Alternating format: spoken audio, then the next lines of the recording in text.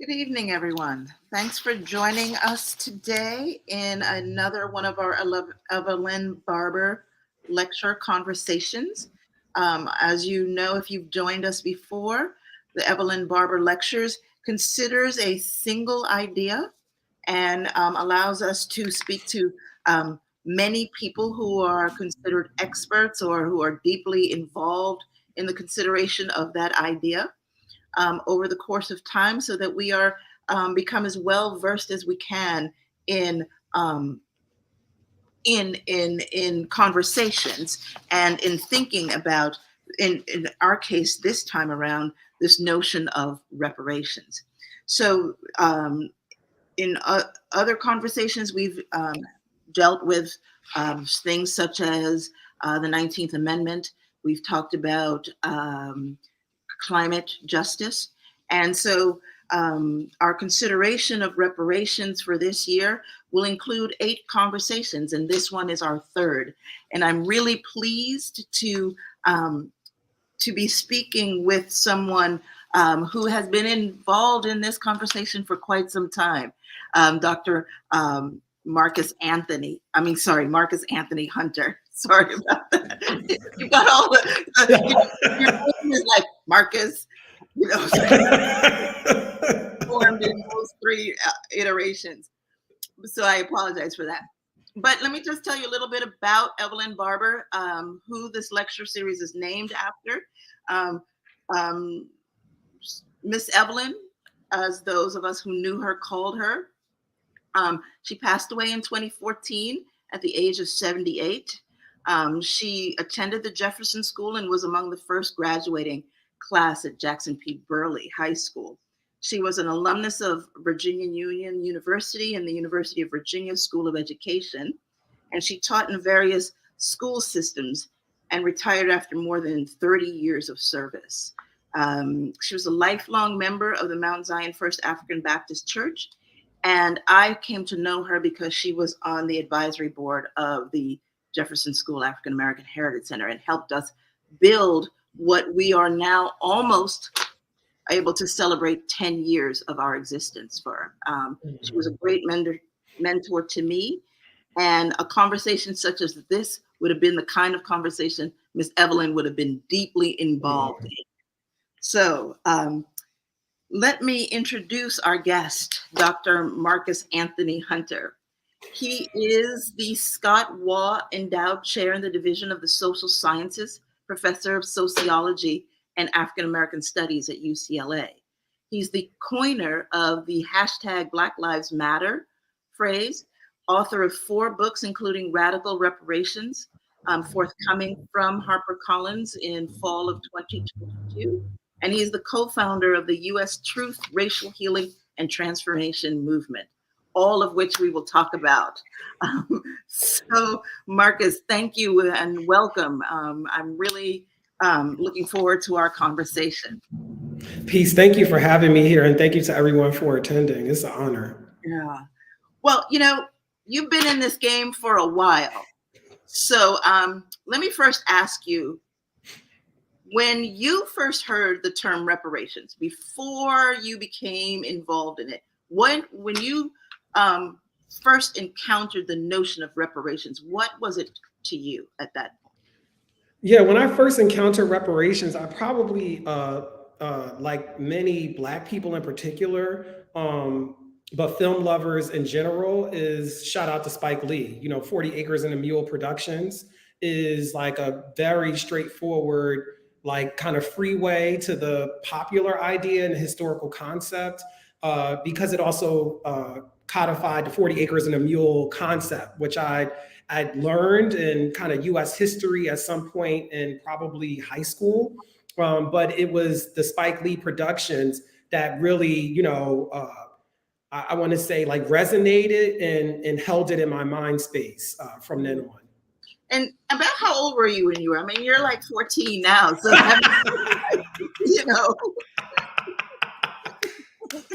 I love that. Thank you so much. I probably was I want to say Do the Right Thing is 87-ish, 1987. So I would have been 6 years old then. And so I was young. But what's interesting about Spike Lee's, and this is why I use him too, is that I think many of us, our experience of Black culture and popular culture really map onto when he's coming ascending. And so, 6 is Do the Right Thing. And then you fast forward, you get Malcolm X. Now I'm a teenager, you fast forward. So it's almost like my lifeline really does align with what he's putting out, and that reframe and consistent message of the production company, and the fact that like the 40 Acres and a Mule still were not on their way, Right. So let's fast forward now then, because now you're deeply ingrained in it. And from what I understand, reading some of your article on radical reparations, there is a moment in time where you really sort of get involved in this reparations, for want of a better word, movement. Can you tell us how that happened? Yeah, no, thank you for that question. So the kind of scholarly journey into reparations was somewhat accidental, in the sense that when I was working on my dissertation, which became my first book, Black City Makers, it follows the Black neighborhood that Du Bois studied for the Philadelphia Negro after he left. So after 1899, what happened to this, iconic Black neighborhood? And as I was doing the research for it, in 1925, there were 2 Black banks in Philadelphia that collapsed suddenly overnight. And as you know, in order to be a responsible scholar, you kind of go back from there. Like, okay, so Black banks, that was a thing in the 1920s. And where did that originate? So I started following the story of the bankers and their families, and that led me to the South. And as I went to the South, I started to discover over and over again the Freemens Bank. And I was like, what is the Freedmen's Bank? I've never even heard of this. I only had like a small memory of like freedmen as a title, and of course there was legislation, but it never really took off, because of Reconstruction. And so when I discovered this bank, I was really fascinated. And as I started reading about it and finding research and archives and information, I also learned that Frederick Douglass was like the last president of it. And he was kind of like duped into it, and it collapsed, and it had upwards of $1 billion of Black people's money. I found it in 2009. And so that was based on like 2010 dollars. So if it's, 12 years later, maybe it's $1.5 billion, with inflation and such. But that began a journey of like, hey, all we ever hear is 40 Acres and a Mule. Even shout out to the Spike Lee, like I did earlier. But the Freedmen's Bank, that was real money. That was actually like Black people's investments, savings company. And they never got that back. And so it just made me think, why is our reparations not actually talking about that kind of stuff and only really focused on Special Order Number 15, a promise that a military general made in the Union Army that never was fulfilled. And that's fine. We have documentation of that promise, but this is an actual experiment that happens, right at the end of emancipation, that winds up leading to a colossal financial loss for Black people, many of which were also military folks. And why are we not really framing around that? And that led me into, well, if that is true, then what else about reparations might we be missing? And it began a journey of like what I call the more than money journey, where it's sort of like 40 Acres and a Mule, money, paying people. Then I see people lose money. So what else have we lost? What else should be repaired? What did slavery really do to the human experience? And how can we recover that and recover from it? So that was the kind of like beginning story of me as a scholar. Then at the same time, that's going on in 2009, leading me forward. I then start doing a lot of research, and I participated in a panel at the LA Times Book Festival on slavery. And it had several authors who were writing about the topic from different vantage points. So one was a historian that was focused on Denmark, Vesey, and what was going on there in South Carolina. And then there was another author that really focused on westward expansion for great migrants and the kind of interface between Native peoples and Black people in Oklahoma, especially in the aftermath of slavery. And I moderated that panel. We had a wonderful discussion. And as I like to tell people, maybe like that was in April. So I want to say in May, one day my phone was ringing. And it's true story. Phone is ringing and it says 202 something, something, something. My association with 202 is like IRS, government. Like, why are you on my phone? I don't call people on these numbers, you know. So I'm like, you know what? I'm gonna just ignore it. You know, like what? Nobody's calling. And so something is like the spirit is like, Marcus, answer the phone. You know, answer the phone, Marcus. So I answer the phone and it says, "Hi, my name is Liz Lee, Deputy Chief of Staff for Representative Barbour Lee. She's on the line and she would like to talk to Dr. Hunter. Is he available?" I said, "Yeah, I hear it." And it was like, "Hi, Dr. Hunter, this is Congresswoman Barbour Lee." And, you know, it's like one of those things where I was just ready to fall out of my, you know, I was standing up, fortunately, but I was about to fall down, you know. And she said, "I was on a plane and I was watching book TV and I saw your panel and you just were so knowledgeable about it. And I heard you talking about slavery in a way I had not heard before. And I'm really trying to work on legislation that supports the reparation movement, but also gets us a truth commission. Would you be available and to come down to my office and meet?" And I said, yes. That was 2016. And so that culminates all together in like research and then legislation and then working in that space. So there's a very long story to share the two pathways that led me into the space I'm in now. Yeah.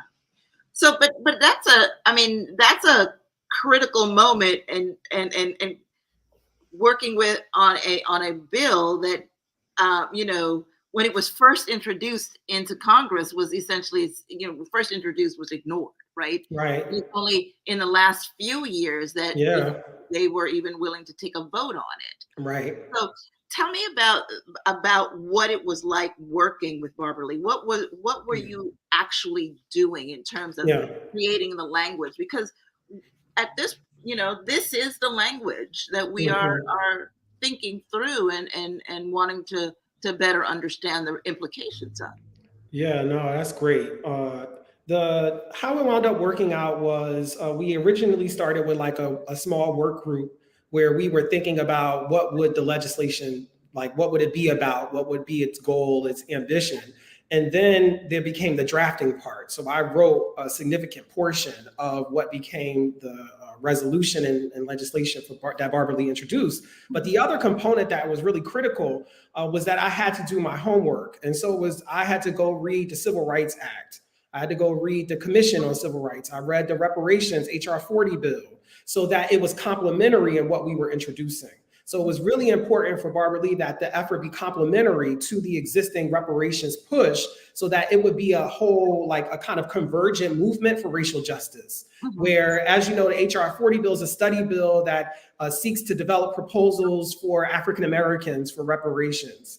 And in this one, it's about an overall problem of systemic racism that applies to the condition of African Americans who descend from enslavement, but also allows us to think about Native and Indigenous brothers and sisters who are displaced, to think about Asian Americans who have been, you know, interned and or treated differently or discriminated against. So having that broader umbrella to support an overall racial justice initiative. But it was a lot of reading legislation and making sure that I used best practices that existed in things that have been passed, but also making sure that it worked and dovetailed with what is now the John Lewis Voting Rights Act, that it worked and dovetailed with the George Floyd policing bill, which many people know that bill is more recent. So it's like you're actually keeping up to speed as things are being introduced to make sure that this piece of legislation helps to work within an ecosystem of racial justice on the Hill. And that really was the work.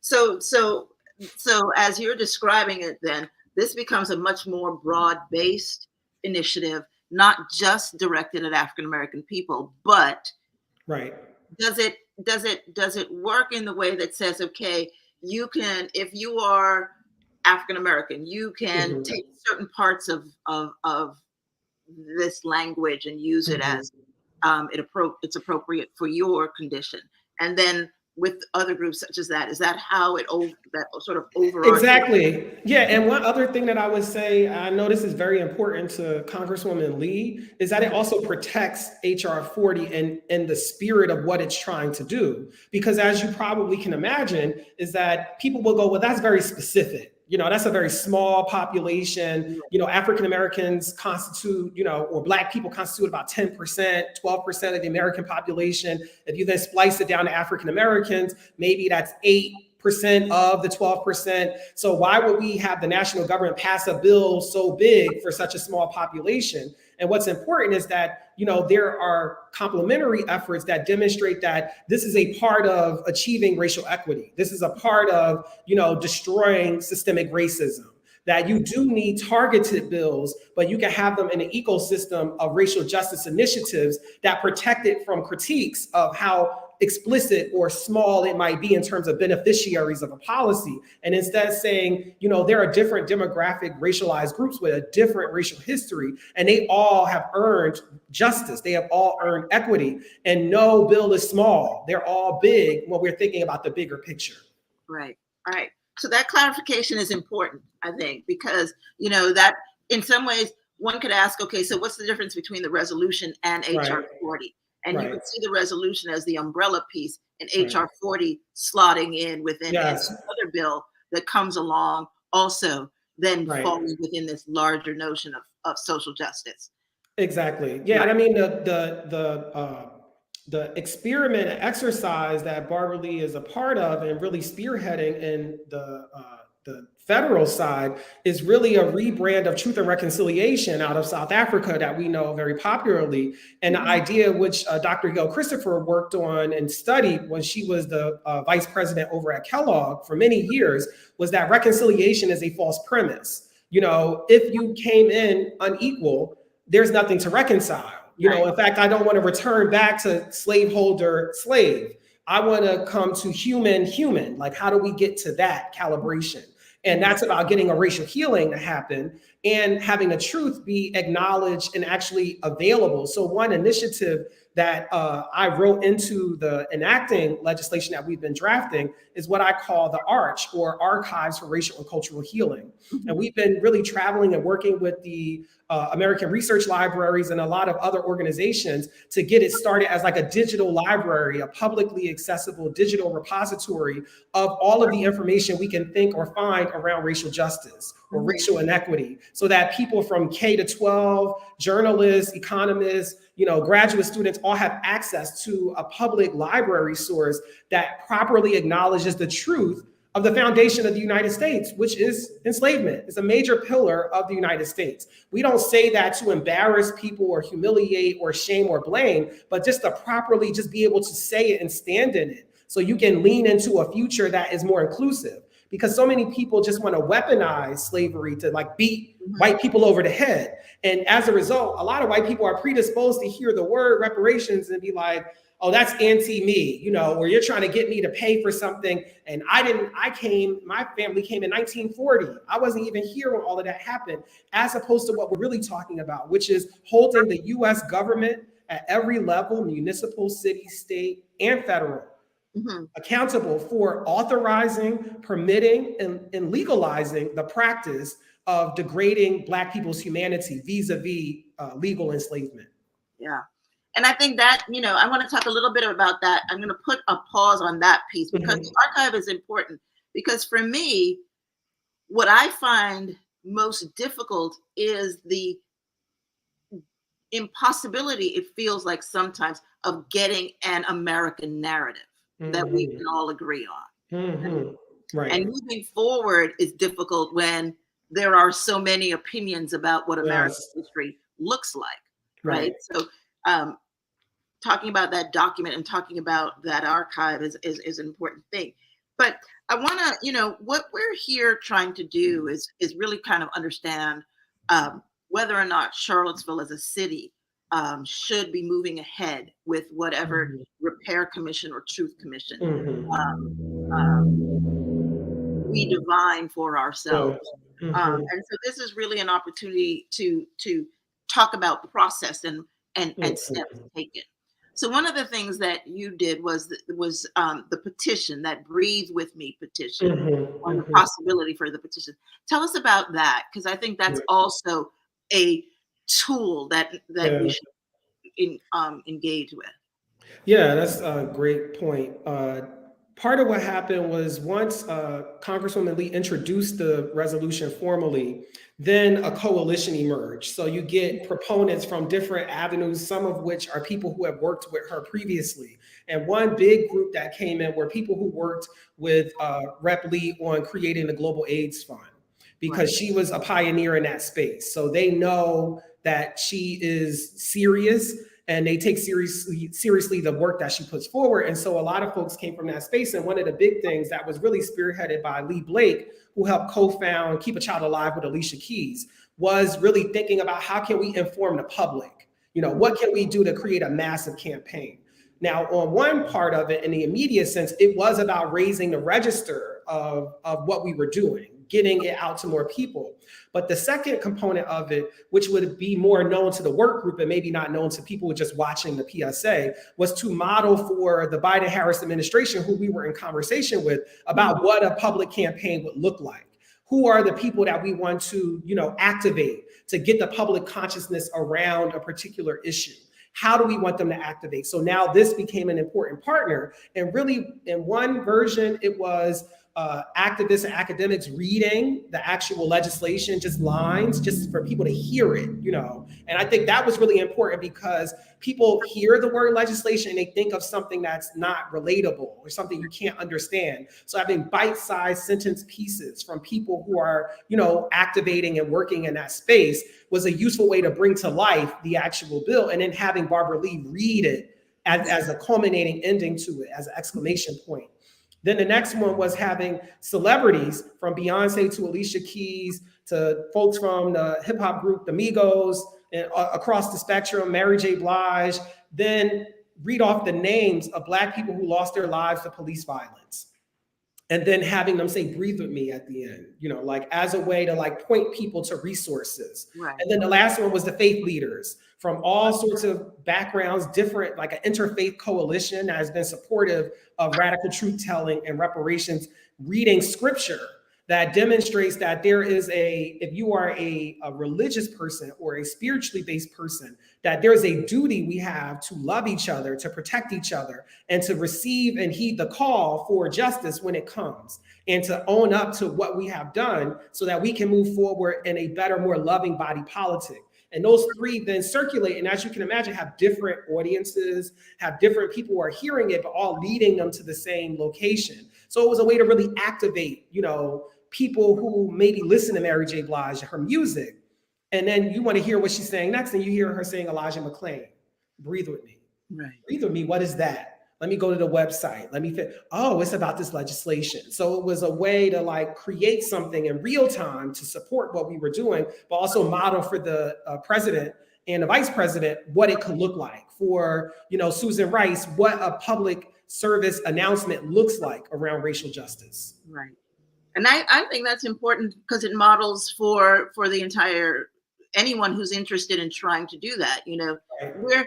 We're working on a project here called Swords in the Plowshares. That is about, one part about it is trying to melt down a Lee statue. And the other part is this community engagement. How do we engage with our community so that it feels empowered to make decisions about its public space? And I think those kinds, as you describe this, it feels like these are the kinds of interventions that are needed in order to create that space where people feel comfortable with what it is that they're about to hear. So tell me about the 7 types of reparations that you define. Run us through all of those. Yeah.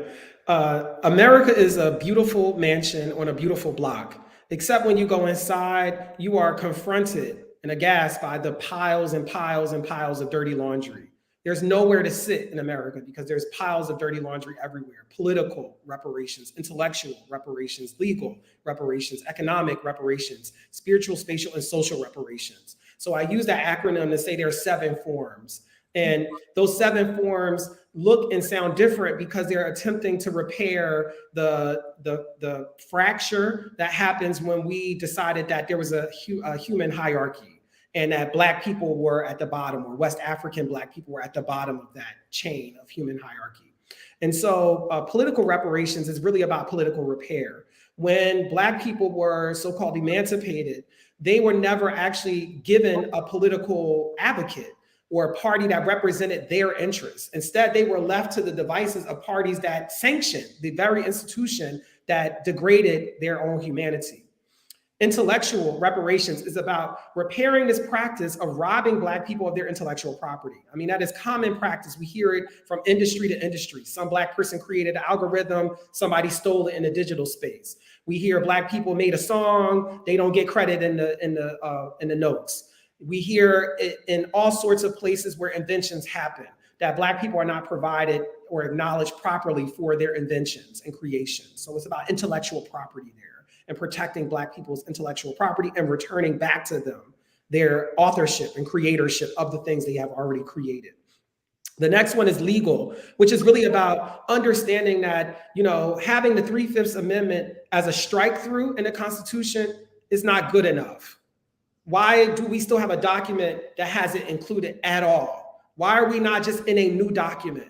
Why are we still just striking through laws that actually authorize something that is actually a crime against humanity, and just building on that? Because what winds up happening is that as slavery reruns itself, what we find is that this practice of removing people from their ability to receive wages for their work, it continues, because a premise of America is that you can do that legally. So we wonder why that continues to happen, is because we haven't had the legal repair that we all have earned, really, honestly. Mm-hmm. And then economic is where the money is happening. So the things that people think about with money, I think about that as financial remuneration. I think about that as they might call it pecuniary in the economist space, but that's where your financial benefits, monetary benefits happen for the harms, and also to achieve repair and inclusion.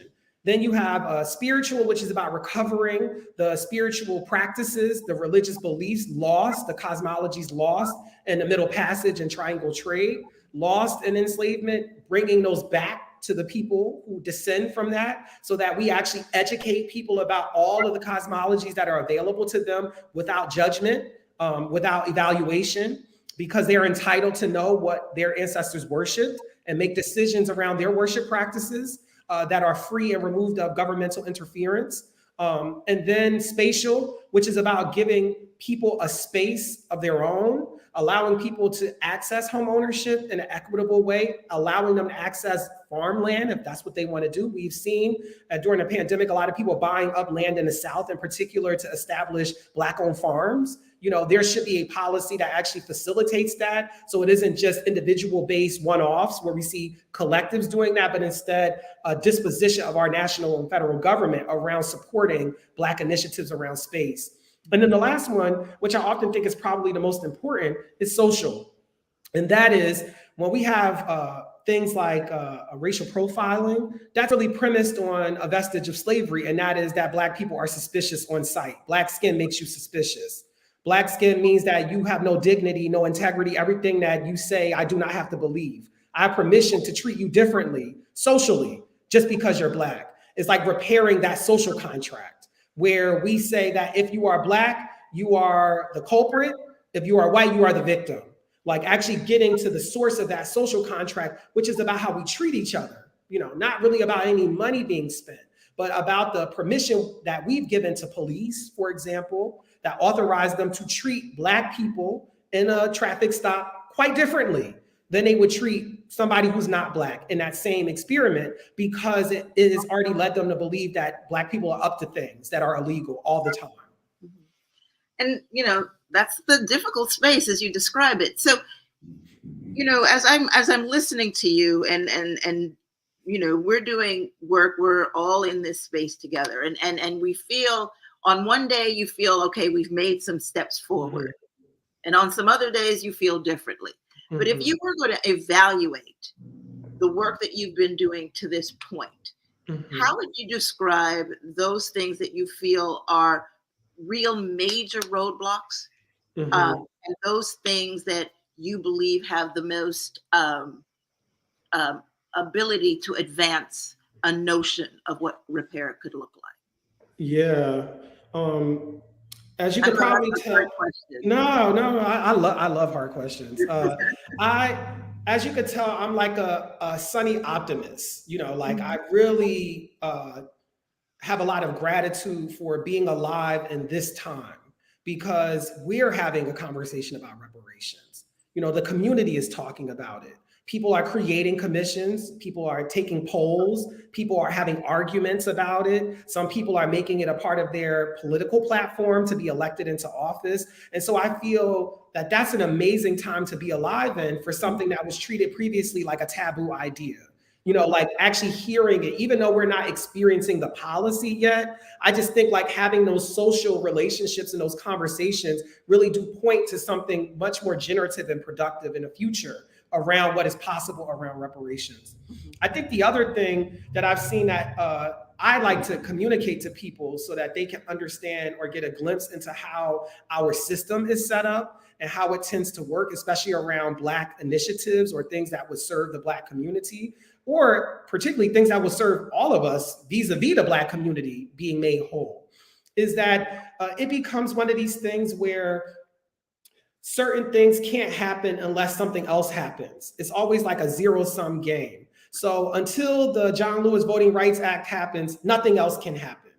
Until the George Floyd Policing Act happens, nothing else can happen. Then maybe reparations can happen. Then maybe we can have a truth commission. But as Black people, or as people, as human beings, we live a full life where we are not segmented like, oh, my experience with the police is its own thing. My experience at making votes or trying to vote is its own separate thing. I leave the voting box and I walk down the street and I go to the supermarket. I go from the supermarket to my job.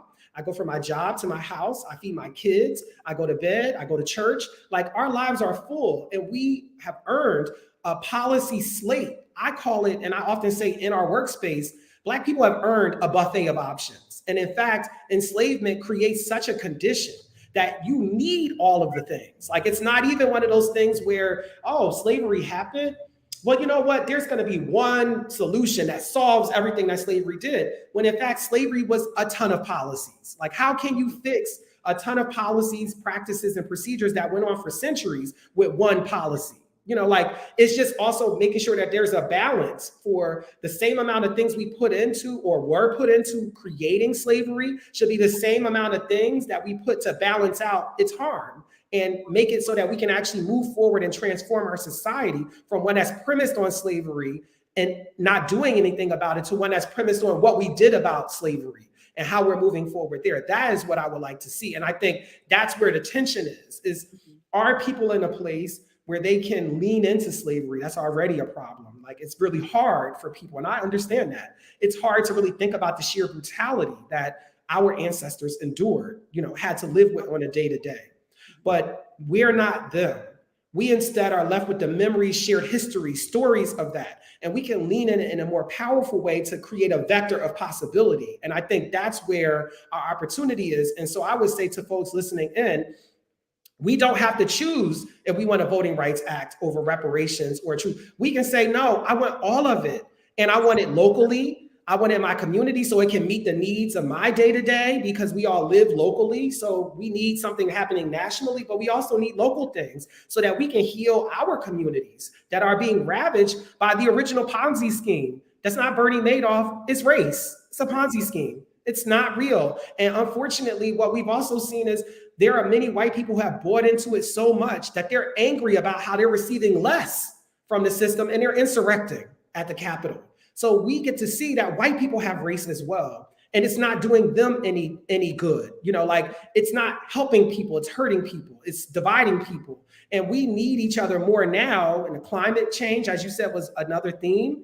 The earth is mad at us. We need each other to solve that major problem,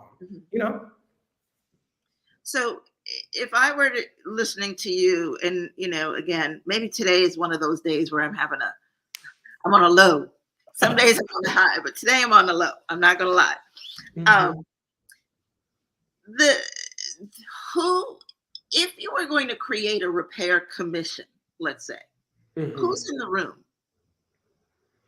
Yeah, I think it depends on what level we're talking about, because what I would like to see, and this is like a low space, is oftentimes you have all of the communities agitating, doing all of the work, and then the federal government swoops in at the end and usurps them and creates its own thing. And what I would like to see is the federal government act at the same time, rather than waiting on things to happen, to actually be doing something as all of these other things are going. So you get an ecosystem around best practices, around challenges, around the needs, eligibility, like all of those conversations are happening together. So rather than what's happening now is California is creating eligibility requirements. Somebody else, Evanston is doing something else. So Asheville is trying to figure out what it's doing. New Orleans is doing something, but they're all doing it without having like a national ecosystem where the federal government is doing things too, providing guidance or best practices or challenges, and then down to who's in the room. Once you have that kind of ecosystem, then it's mayors, it's city council people, it's nonprofit leaders from community organizations, it's people who are activists against the prison industrial complex, it's people who are historians about certain places and about the time period. It's like actual people, voters. I think it's really a curation of major nodes of the community that live together, that create our experience. So I think about it as teachers, lawyers, politicians, but also people who are in communities, healers, like people who really think about the work it takes to like undo the racism that we have learned, that many people believe in, that you need people who actually can like, curse break, around that you need a lot of different people. So in terms of who's having the conversation, I think it's a broader conversation that includes healers, ministers, people who are elected officials, and also everyday folks who have the history and experience in their bloodline to help us understand how we got here, what has been missing, what was denied their ancestors, all together happening in one space, and then informing from there who's a part of whatever the commission is. That decision isn't made from the White House, that's informed by folks from across the nation, from different walks of life, different sectors, that then inform. We need people from the social media world, the digital space, informing what do people at Google, what are the searches around reparations producing, just that kind of information, informing how we form something as important as that. Right. So let me take one step back, because you talked a little bit about the idea that some of this is built on the commissions that happened in South Africa. And I think that's sort of these base models. But, in some spaces, there is this thing that occurs, right? An episode that occurs. South Africa, it was the overtaking of the ending of apartheid and the move to Black rule that then demanded it. In America, we've just gone through a summer that one might argue could have been that space where we could have moved into, because we saw people responding. We watched a man die. We watched all of this happen. But nonetheless, this was not the catalytic moment. Instead, it was a catalytic moment for something else, was more like the backlash, right? And so does a truth commission actually need a catalytic moment that is grounded in an episode? Or does it need, in your mind, a groundswell of like-minded people who understand that there is a problem that needs to be fixed? Yeah, I love that, because that is such a powerful perspective, especially about like the American political system, which really likes to use like catalytic moments that happen, like Mr. Floyd being murdered and everybody seeing it, in broad daylight at that it usually is things like that they like to rely on to agitate the public to then create something that they've been, because oftentimes what many people are not aware of is that there's often legislation. I mean, representatives and senators are putting legislation forward all the time, like every Congress, they're doing that. It's just about if there's what they call public will, as you know. And the public will isn't really about will people want it. It's just that we don't know. And sometimes how we come into the know is by witnessing a clear illegality happen before our eyes. And then that becoming the thing that makes them accountable for what they already had before them. And I think what I would like to see, and what I think is most meaningful, because it's the most sustainable, is a groundswell, like what you're doing, where people are getting information, people are educating themselves, people are having positions about where things are, and they're just talking with another person. And then that person is talking to someone else, because that's sustainable. Waiting on another Black person to be killed, that's not a reality I want to base all my politics on. Like, I want to be in a preventative place where we know Black people can be killed. We know white people can be killed. We know people will be killed. How can we have a groundswell that knows that reality and makes our elected officials and our government accountable for us already knowing that their job is to prevent harm? I mean, one of the major things the government is supposed to do is mitigate and prevent harm. You know, we know that we live in a harmful society. How can we start making our government accountable for preventing that? You know, without relying on us having to be traumatized, watching more harm, you know, or having to record more harm, you know, like, how do we get there? And I think it's about each one teach one, about public gatherings like what you all are doing, which is very powerful, that allow people to come together, consider things, and then keep the conversation flowing and keep the pressure going, so that it isn't just like a waiting on the summertime, waiting for an incident, but instead we have a belief in our shared humanity. We believe that the government should enforce that perspective. And we're going to keep on you until such time that we feel like the harms have been prevented. Mm-hmm. So I've got a couple more questions, but I'm going to open it up a little bit for people who are watching, to give them an opportunity to formulate their questions, and then we can pose them as they come. And I also want to remind people that we are gathering again tomorrow at 6 o'clock for a more intimate conversation where we're really going to dig into process and try and really shape something for ourselves, or at least give us some roadblocks to follow. Mm-hmm. So this question that I have goes back to this notion of the archive, mm-hmm. to the forensics, mm-hmm. because often you find yourself in the room with this notion of groundswell, getting people to understand that they need to somehow suspend their disbelief. Mm-hmm. And the question of truth is at the core of all of this. We're calling mm-hmm. these things truth commissions. We're calling mm-hmm. them repair commissions. Mm-hmm. But we're holding on to this idea of truth when everyone's truth is not the same, mm-hmm. right? Mm-hmm. So I'm interested in the archive. And I want to just go through that just a little bit more. Tell me about the things that you're collecting in that archive. Mm-hmm. What is the forensics that will then give us our truth? Yeah, that's a great question. One very deliberate demonstration of this has been a work that Dr. Charles Chavis has been doing out of George Mason on the Georgetown, Maryland community and the lynching history there.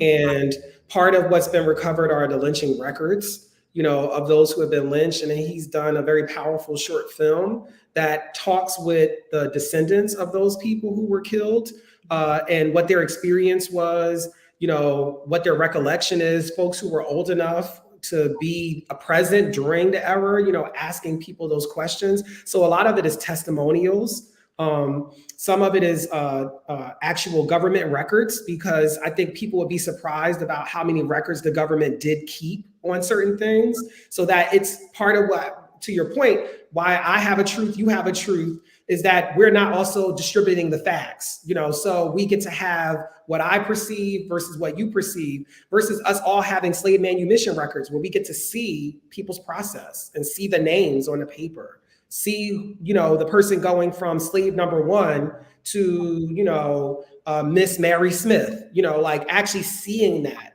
I think is really powerful. So, and I love your point about archives being forensics, that part of how the government, in my mind, the government is getting away with something.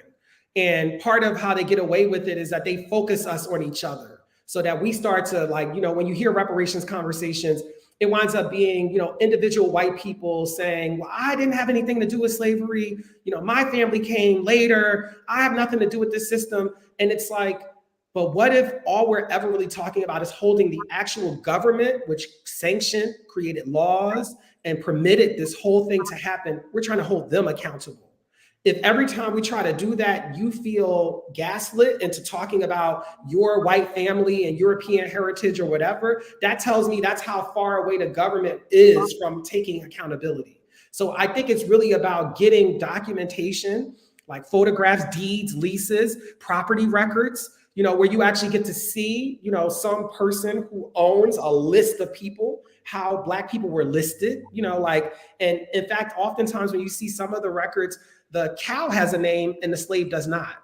That's the kind of society we were living in. They might say, I have 4 dogs, Esther, Ruth, Benny, and Smithfield, 19 slaves, 1, 2, 3, 4, 5, 6, 7, 8, 9, 10. So the pets have names listed in the register and the people don't. So that, I think, gives a different color to the conversation, because then people really get to see that, like, when people are talking about chattel slavery and property, they're not just trying to be provocative. They're not just trying to make white people feel uncomfortable. They're really talking about what the actual system was. And we need the space to actually do that and not have it be weaponized for just petty things or fame or shame or blame or guilt, but to actually say that, no, we have to really document this and be okay with it so we can create transformational policies that prevent this from ever happening again. And one model that we see is the Holocaust. There's a real leaning into it to prevent it. Part of why people really say we must remember is because the sooner you forget, the sooner it comes back again.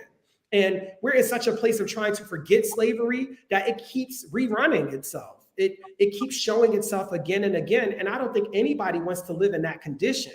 And the only way to really do it is to receive the documents, allow people to provide it. Many people have them in their family records.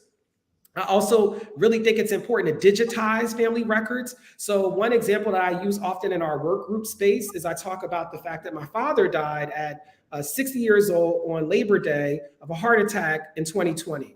And when he died, like so many people, Black, white, Filipino, Mexican, all sorts of walks of life, all he had was pictures and paperwork. That was it. And as another Black person, I don't have the space or the money for storage for all of his stuff. But what if there was a way that you can go to a community college or to your local high school or to your local university and create a digital agreement where they digitize those records for you and they hold them, make them publicly accessible, and they give you the records digitally so that you still have the possession of your lost loved one and people can access it to enrich our society. That's what the Archives for Racial and Cultural Healing are about. Creating that situation where we saw so many people, they say upwards of 1 million Americans died in the pandemic so far. All of those records, just think about all of those photographs, all those diaries, all that paperwork that is left behind. And we have no way of properly holding it and storing it, even as we're amidst this thing called the digital revolution, where there's endless storage space somewhere called the internet, where we can then create a way to curate that, make it searchable with keywords and make it publicly available. That's the vision. Mm-hmm. And does the vision also include maybe connecting archives that are already existent into this one space? Yes. So I've been a part of some important conferences and also initial conversations with different librarians from across the nation about how can we create a ecosystem where all of these are accessed and they're shared. Because as you know, many times with different universities, they hold on to their records like a dog with a bone, can't nobody get it. And in fact, you got to get on a plane, train, or automobile, come over to our library, know which box it's in. That's the only way you can see it, versus some version of it being publicly accessible. And for me, it's really about making sure that our children have it. Why K through 12 do I need to be on fellowship and travel on a plane or whatever to get information about what happened in my community or what's happened in this country, to do a project on American history? Those projects go around all the time, but our students don't really have access to that. And I was a high school teacher before I became a college professor. So I remember the dearth of access my students had to resources to help them do projects about like American history or family trees and those kinds of things, and how that would be important. And I envision the Archives for Racial and Cultural Healing being international. So to the South Africa, there should be a connection. You can go into a website, and right now there is a digital public library that is publicly accessible. But I've been really talking about what if we blew that up into an umbrella that held, Ghana's resources, next to Nigeria, next to the UK, because I'm fortunate enough that I had a travel budget and I could go to Liverpool to the International Slavery Museum, see artifacts, read their records, but not everybody has that. And I don't think you should need that in order to get information that helps us transform our society and also enriches our minds about what we have endured as a people, what we've done to ourselves and to each other, and what we can do to better that so we don't repeat that dangerous cycle again. So last question for the evening. So should we see this truth and should this commission, this transformation commission, should we see this in our minds as a movement? And if we are to see it, could you tell us how many different spaces that you have encountered where others are considering the kind of things that we're considering here? Yeah, it's definitely a movement. And it includes, for example, American research libraries, so that's librarians from major universities across the country, all really, I would say, galvanized behind the idea of an archive for racial and cultural healing. They're like, that's exactly what we need. Because one thing I learned in being in that space or being exposed to it is that there's a whole movement in the archivist space, which you're probably familiar with. I was just learning and being an advocate around racial equity in the archives, racial representation in the keyword searches in archives, and making sure that they have a community developed archive, so when I was bringing this concept forward, like, that's what we've been talking about. We just have been trying to figure out what is the vehicle, the conduit that brings it together. So that's one formation. Another space that I've been fortunate enough to be in is also the American Constitution Society, where their lawyers and progressive lawyers and judges from across the country, all moving around racial justice, looking for initiatives or creating or developing initiatives, and they're behind it. They really see the importance of it. And what they also see is the opportunity to develop a new constitution, perhaps, because that's what the Truth and Reconciliation Commission, that is one of the positive outcomes of doing that process in South Africa, is that they actually had a constitutional convention where they developed a brand new constitution that was way more inclusive than the one that they had that authorized apartheid. And why they did it is because why should we be using, for a new society, a constitution that was used to create the society we're trying to leave, So that's another thing that I've seen. And then we have, like, as a part of allies and sponsors, there are over 350 organizations, large and small, that are a part of, agitating and activated around endorsing and getting the first ever U.S. Truth, Racial Healing and Transformation Commission. Then there are a number of funding agencies. Humanity United, along with Breathe Me, helped to put together, the first demonstration I mentioned with Dr. Chavis around Georgetown, Maryland, as a proof of concept of what the possibilities could be. And so then we also have different universities that are a part of it, different colleges. And there's a map that people can find at Princeton called Bridging Divides. It's a program there where they basically do geospatial mapping of different issues, different movements, and they've mapped, the geography of support, whether it be at the congressional level, which representatives or senators are, from what districts are supportive, but also what organizations are supporting, where are they located, so you can, like, visually see. And I think it's really important, especially for Charlottesville, Asheville, Charlotte, places where you're locally in your community, to be able to go to a visual representation and say, wow, we're having a simultaneous conversation. Like, because we don't get to talk to each other all the time. This is a very fortunate space we're in right now. And it's really hard to know, is it just me? Is it just us? Is it just in Virginia? Is it just in, North Carolina? Or is this something that other people are doing?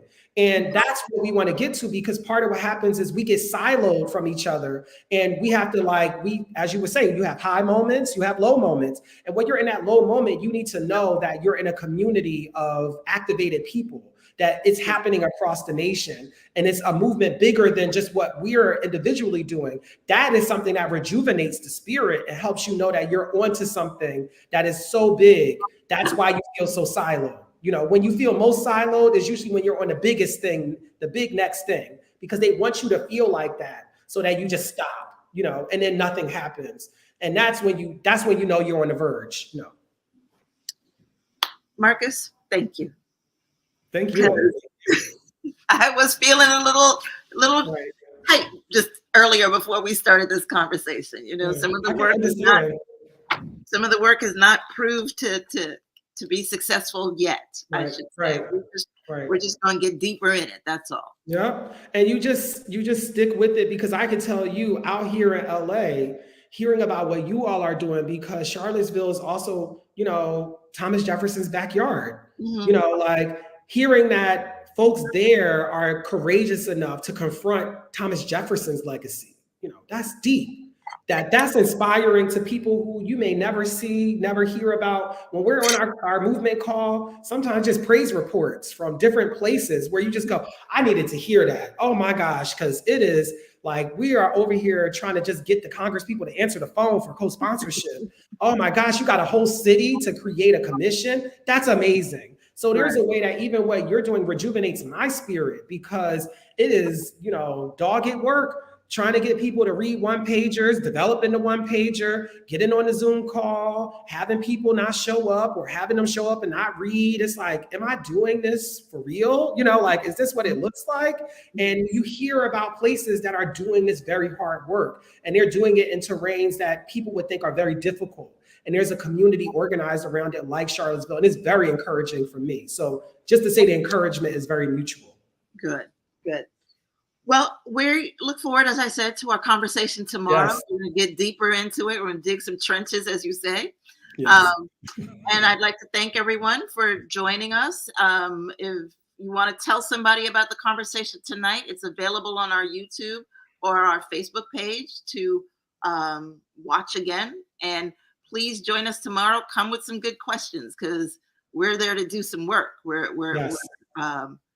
That's our goal for tomorrow. So thank you all. And again, Dr. Marcus Anthony Hunter, thank you for your taking time to talk with us. I greatly appreciate it. Honor and pleasure. Have a good night.